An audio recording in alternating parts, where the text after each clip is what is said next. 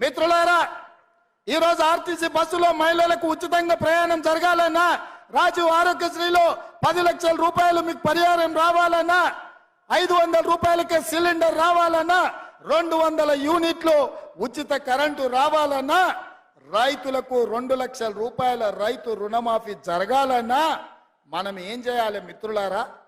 ఏం చేయాలి? ఏం చేయాలి? ఏం చేయాలి?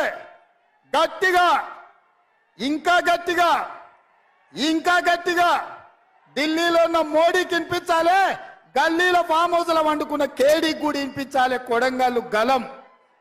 అందుకే మిత్రులారా, రాబోయే పార్లమెంటు ఎన్నికల్లో 14 పార్లమెంటు సీట్లను ఈ తెలంగాణ గడ్డ మీద నుంచి గెలిపించాలి. మీరందరు సిద్ధమేనా? సిద్ధమన్న వాళ్ళందరూ చేతులు పైకెత్తండి. సిద్ధమేనా? సిద్ధమేనా? సిద్ధమేనా? సిద్ధమేనా? సిద్ధమేనా? జై కాంగ్రెస్.